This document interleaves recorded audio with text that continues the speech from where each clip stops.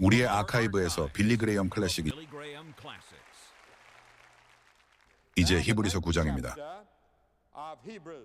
히브리서 9장 22절에는 이런 말씀이 있습니다.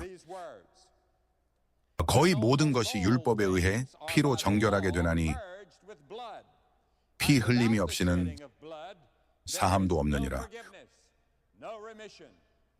우리가 가는 곳마다 피를 만납니다. 고속도로 사고이든지 세계에서 벌어지는 다양한 전쟁이든지 오늘날 피가 흐르고 있습니다. 우리가 보는 어느 곳이든지 피가 흐르고 있습니다. 성경에는 피에 대해 할 말이 참 많습니다. 범죄는 피를 흘리는 것입니다. 적십자는 피를 상징합니다. 몇 년 전 가장 인기 있는 소설 중 하나는 In Cold Blood였습니다. 유대교와 기독교는 모두 피의 종교 또는 도살장 종교라고 불려왔습니다. 성경이 피에 대해 자주 이야기하는 것은 사실입니다. 그리고 오늘 밤 몇 분 안에 제가 답하고 싶습니다. 피가 무엇을 의미하는지, 그리고 어떻게 당신은 천국에 갈 수 없고 당신의 죄는 용서받을 수 없습니다. 레위기 17-1에서 너희를 위하여 십자가 위에서 피가 쏟아지지 않았다면 성경은 말하기를 육체의 생명이 피에 있으며 너희 영혼을 위한 속죄를 위하여 제단 위에 그것을 주었으니 그것은 영혼의 속죄를 이루는 피이기 때문이라고 하였습니다. 구약에서 속죄라는 단어는 80버스였고 신약에서는 100버스였습니다. 속죄라는 단어는 하나님과 인간을 함께 하도록 하며 사람의 죽음과 고통과 지옥을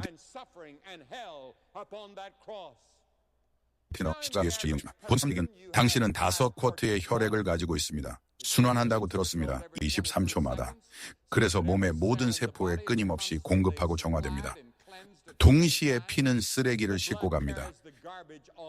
잡아나서고 산소를 실어 나릅니다. 아마도 몸의 가장 신비로운 물질입니다.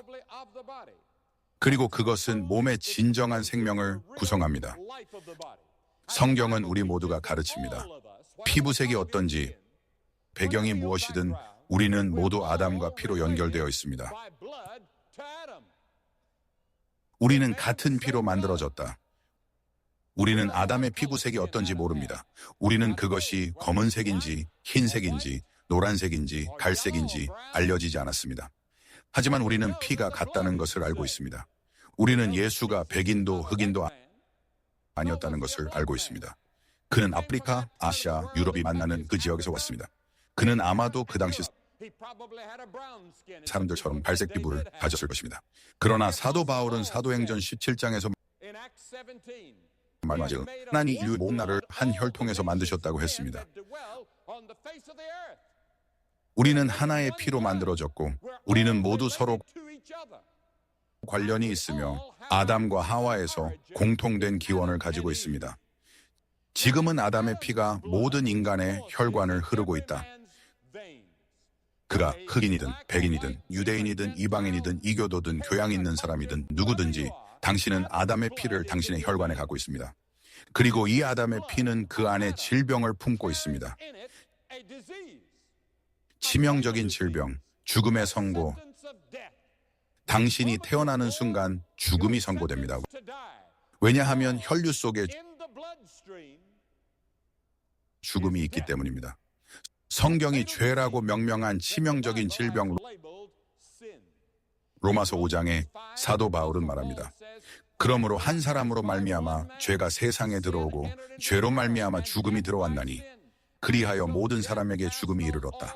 모두가 죄를 범하였고 그가 말하였느니라. 그날에 하나님께서 아담과 하와에게 말씀하기를 그날에 네가 그것을 먹으면 너는 반드시 죽으리니 이 특정한 나무의 열매를 먹을 수 없다 하셨느니라. 그것을 먹으면 너는 죽으리라. 하나님께서 인간을 심하신 것은 하나님께서 인간에게 선물을 주셨기 때문이라. 선택의 선물, 선택의 자유. 인간은 하나님을 섬기고 하나님을 사랑하며 하나님과 함께 세상을 건설할 수 있었고 또는 하나님께 반응하여 하나님 없이 그 세상을 건설하려고 시도할 수 있었느니라. 그러나 하나님께서 사실 만일 네 길을 선택하면 당신은 고통받을 것이고 죽을 것입니다. 당신은 육체적으로 죽고 영적으로 죽을 것입니다. 당신은 영원히 죽을 것입니다. 그리고 사람은 유혹을 받았습니다. 그는 유혹에 굴복했습니다. 그는 죄를 지었고 그 한 사람의 죄로 당신의 아버지와 나의 아버지 아담 죄로 인해 죽음이 지나갔습니다. 모든 사람에게. 그리고 오늘 밤 당신과 나는 우리가 누구이든지 죽음의 심판 아래는 있습니다. 사람은 혈액 중독으로 고통받습니다. 그러나 죄의 독은 너무 강해서 수천 년 후에도 우리 모두는 인간으로 태어나 아담과 관련이 있습니다. 여전히 죄의 독에 굴복합니다. 피를 통해 우리에게 전달됩니다. 형벌은 죽음입니다. 이 자리에 모든 사람은 100년 후에 죽어 있을 것입니다. 50년 후 대부분의 우리는 죽어 있을 것입니다. 10년 후에는 이 위대한 30천 명의 청중 중 상당수가 죽어 있을 것입니다. 이제 피가 어디에서 오는가? 하나님은 말씀하시길 피 흘림이 없이는 용서가 없다고 하셨습니다. 속죄가 있어야 합니다. 당신을 위한 대체자가 있어야 합니다. 당신이 받아야 할 심판을 받을 대체자, 당신이 받아야 할 죽음을 받을 대체자, 그리고 그 대체자는 살아계신 하나님의 아들이 되었습니다. 예수 그리스도 매우 처음부터 하나님을 사랑하게 가르치겠습니다. 그가 피의 방법으로만 하나님께 나아갈 수 있다는 것을 아담과 이브는 죄를 지었고 그들은 벌거벗었습니다. 하나님은 몇몇 동물을 죽이셨습니다. 피가 흘렸고 그들은 그 가죽으로 옷을 입었습니다. 그들이 벌거벗음을 보지 않게 하기 위해 첫 번째 살인은 가인이 저질렀습니다. 아벨을 죽인 그들의 아들. 왜냐하면 그가 아벨을 질투했기 때문입니다. 그들은 둘 다 신에게 희생을 바쳤지만 가인은 신의 명령을 어겼습니다. 피의 길로 오지 않았습니다. 그는 신에게 채소를 바치려고 했습니다. 그리고 신은 그에게 피가 유일한 길임을 가르쳤습니다. 그러나 가인이라고 했습니다. 나는 그런 종류의 종교를 원하지 않습니다. 신은 그의 희생을 거부했습니다. 그는 아벨의 제사를 받으셨습니다. 그것은 피의 제사였습니다. 그리고 가인은 질투하여 동생을 죽였습니다. 그것이 최초의 살인이었습니다. 그리고 최초의 살인은 종교의 이름으로 저질러졌습니다. 그리고 역사 내내 사람들은 종교의 이름으로 싸워왔습니다. 그것은 완전히 다른 주제입니다. 그러나 노아와 노아는 주님께 제단을 쌓았습니다. 모든 정결한 짐승과 모든 정결한 새를 취하여 제단 위에 번제를 드렸습니다. 노아의 시대에 피가 흘려졌습니다. 하나님이 아브라함에게 하셨다. 네 아들 이삭을 데리고 가라. 네 아들 이삭을 번제로 드리라. 아브라함은 하나님을 의심하지 않았다. 하나님과 논쟁하지 않고 전적으로 순종했다. 그리고 아들을 데리고 3일 동안 여행하여 모리아 산으로 갔다. 오늘날 예루살렘이 있는 곳, 거기서 아들을 제단 위에 올려놓았다. 칼을 들어 아들의 가슴에 꽂으려는 순간 하나님이 그의 손목을 붙잡고 아브라함아 안 된다 하셨다. 저기 덤불에 뿌리 걸린 수향이 있네. 그를 잡아라. 그가 증오이다. 이제 너가 나를 믿고 신뢰한다는 것을 알겠다. 너에게 뭐 하나 물어보고 싶다. 너는 그리스도를 믿니? 그만큼 하나님을 믿니? 아브라함이 했던 것을. 그래서 그가 믿음의 사람이라 불렸던 것이 놀랍지 않다. 그래서 그가 만국의 아버지라 불리는 것이 놀랍지 않다. 그는 하나님을 너무나도 절대적으로 믿었기에 유일한 아들을 바치려고까지 했지. 아니, 이스마엘이 있었지만 혈통의 아들을 제단에 올리려고 했지. 신이 그렇게 하라고 그에게 말했다. 그리고 그날 밤 이집트를 기억해라. 모든 재앙이 내려졌고 신이 말씀하셨다.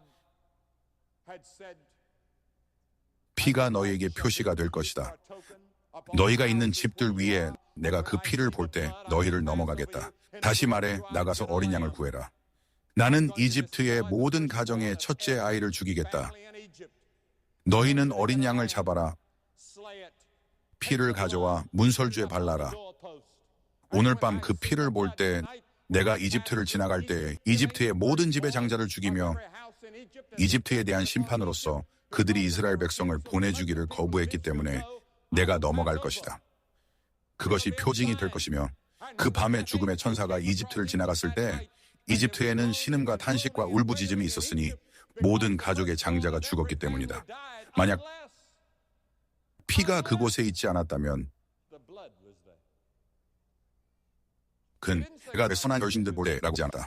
내가 너의 모든 종교적 자격증을 볼 때라고 하지 않았다. 그는 피를 볼 때 말했다.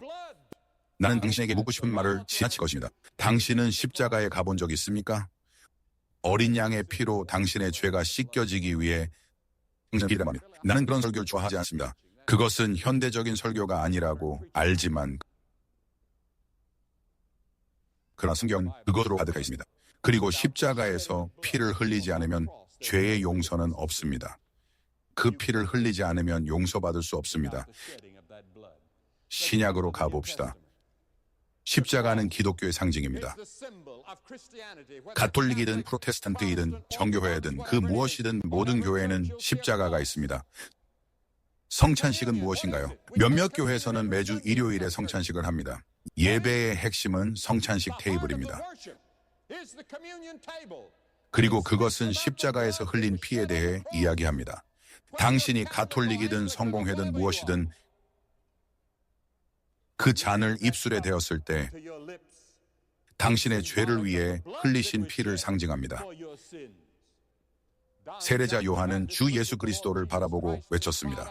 보라, 세상의 죄를 제거하는 하나님의 어린 양. 그가 왜 어린 양이라는 단어를 사용했을까요? 예수님은 희생의 어린 양으로 오셨습니다. 하나님의 어린 양, 바로 하나님께서 온 인류를 위해 드리려 하신, 그리고 그 어린 양이 십자가에서 피를 흘렸기 때문에 당신은 영원한 생명을 가질 수 있습니다. 당신은 죄의 용서를 받을 수 있습니다. 당신은 천국에 갈 것을 알고 새로운 사람이 될 수 있습니다. 오늘 밤 예수 그리스도 안에서 나는 예수님께서 예루살렘을 위해 우시는 것을 봅니다. 나는 그가 정원에서 땀을 흘리시는 것을 봅니다. 나는 그가 십자가에서 피를 흘리시는 것을 봅니다. 예수님께서는 14번 자신의 죽음을 예언하셨습니다. 그는 많은 사람을 위한 대속물로 자신의 생명을 주러 오셨다고 말했습니다. 곧 모아의 인도를 기억하시오. 그 말했습니다. 너희가 거듭나야 한다. 그는 또한 말했습니다. 모세가 광야에서 뱀을 들어 올린 것 같이 인자도 들려야 하리라. 신약 성경에서 그리스도의 죽음은 255번 언급됩니다.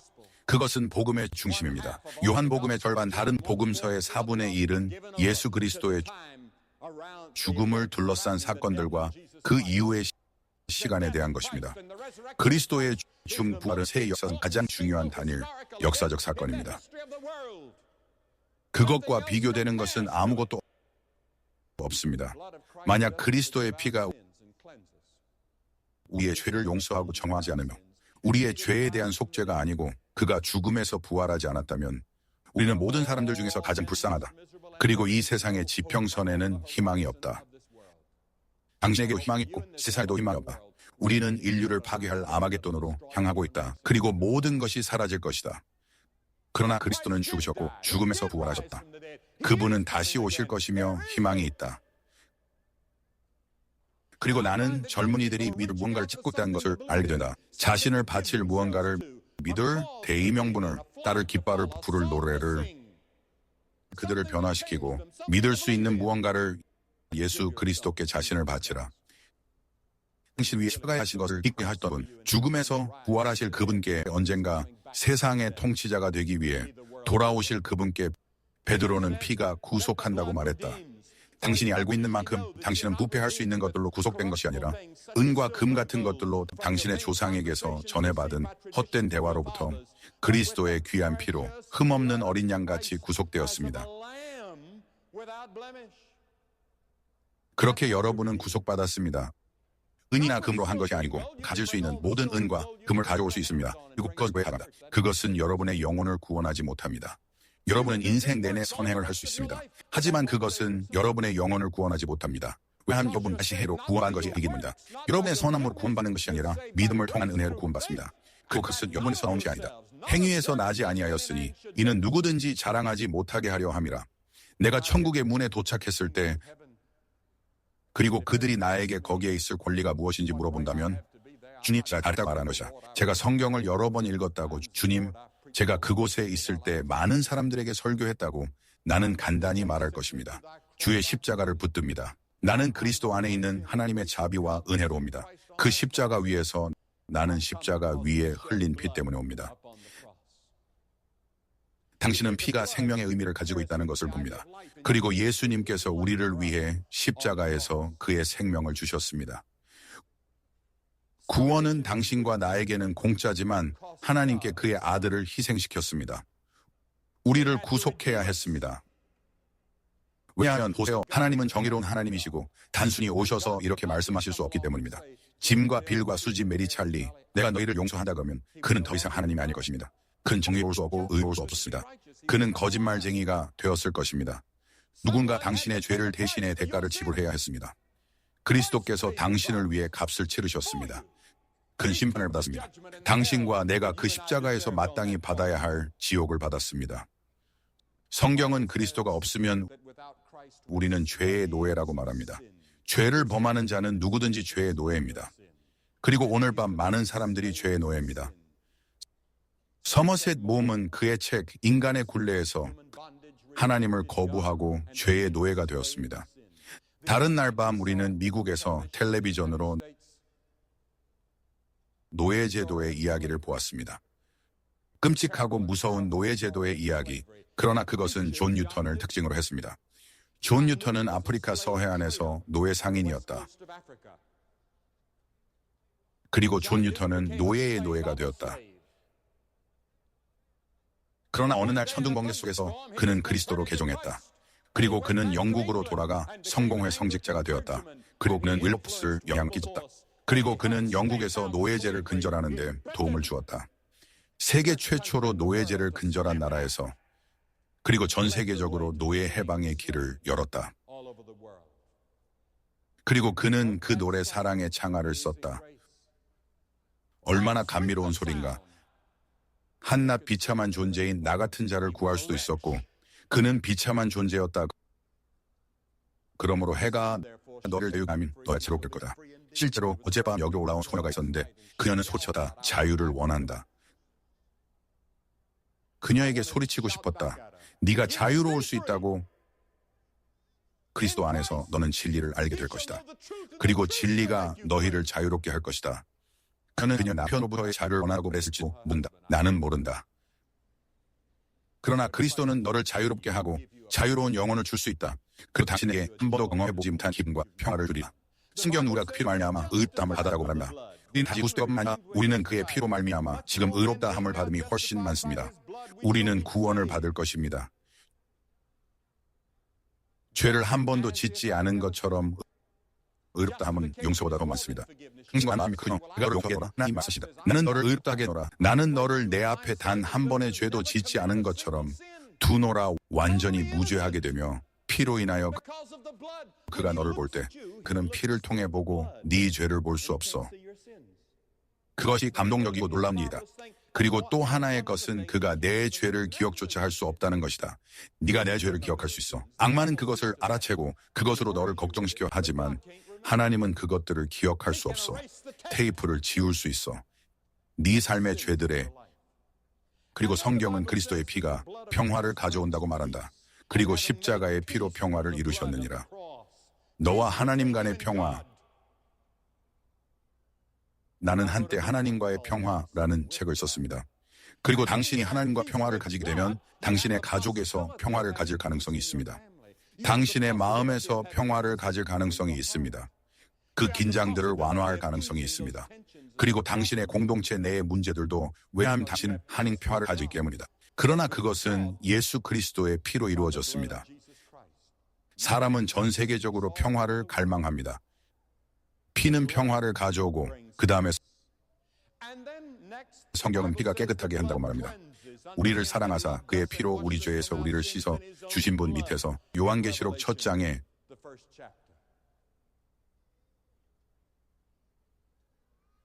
당신의 죄가 정결케 되었나요? 이것은 새 언약의 피입니다. 죄 사함을 얻게 하려고 많은 사람을 위하여 흘리는 것이라. 당신이 십자가에 갔고 죄가 씻김을 받은 것을 확신하나요? 성경은 피가 당신의 죄악을 화해시킨다고 말합니다. 당신과 하나님 사이를 가로막고 있는 당신의 죄가 그의 얼굴을 당신에게서 숨기게 했습니다.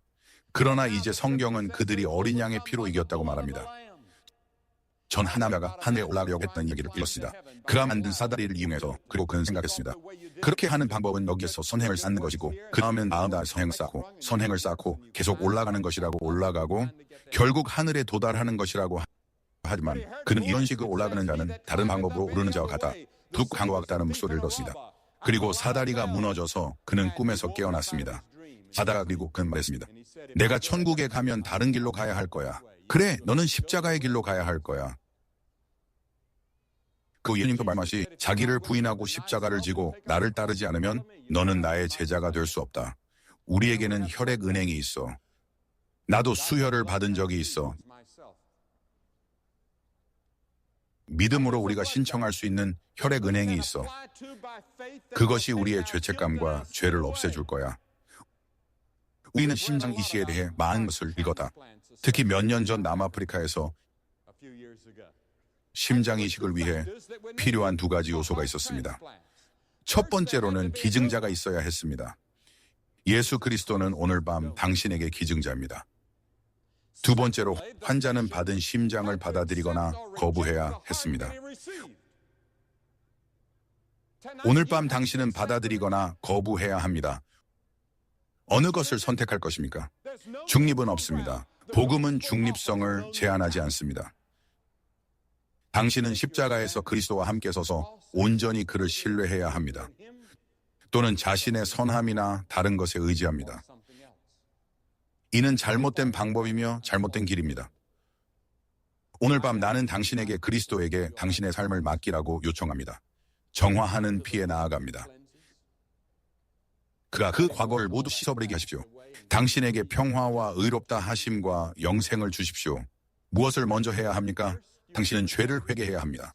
하나님의 도움 없이는 회개할 수 없습니다. 구원은 율법에 있습니다. 성령이 당신이 회개하도록 도와주셔야 합니다. 그가 할 것입니다. 당신이 해야 할 일은 기꺼이 하는 것입니다. 그 회개하면서 지금 말한 것이란 의미입니다. 죄송합니다. 제가 죄를 지었고 제 생활 방식을 바꿀 용의가 있습니다. 제 라이프 스타일을 바꿀 용의가 있습니다. 당신은 그렇게 할 용의가 있습니까? 생각해 보세요. 예수님께서 대가를 헤아리라고 말씀하셨습니다. 당신의 삶의 모든 부분이 그리스도의 주권 아래에 들어가고 당신의 모든 우선순위가 그에게 중심을 두는 것. 그리고 두 번째로 단순한 믿음으로 아이처럼 그를 당신의 주님과 구세주로, 그리고 당신의 유일한 주님과 구세주로 받아들이십시오. 그와 그가 당신을 위해 한 일에만 의지하십시오. 그리고 세 번째로 당신은 그를 따르고 섬길 의향이 있습니다. 제자로서 그의 이름으로 선행을 하기 위해 나가십시오. 그가 당신을 위해 한 일 때문에 오늘 밤 그 말을 할 용의가 있다면 지금 바로 자리에서 일어나세요. 이 훌륭한 경기장의 모든 곳에서 온 수백 명의 여러분 무대 앞에 서서 말하십시오. 오기로써 나는 이번 주에 이미 온 6천 명에 합류하고 싶고 나의 주와 구세주로서 그리스도를 찾고 싶습니다. 여러분 모두 오신 후에 나는 여러분에게 한마디 하고 기도를 할 것입니다. 여러분은 교회의 회원일 수도 있고 교회인일 수 있으며 또 교회의 회원이 아닐 수도 있습니다. 여러분은 카톨릭일 수도 있고 개신교일 수도 있고 유대인일 수도 있고 무엇이든지 하면 종교 없을 수도 있습니다. 일어나서 그들과 함께하고 지금 바로 합류하세요. 그들이 빨리 오고 있습니다. 합창단이 노래하는 동안 기도하는 자세로 모든 분들, 당신은 빌리 그레이엄 클래식스를 보고 있습니다. 지금 바로 화면에 보이는 전화번호로 전화하세요. 영적인 도움과 안내를 위해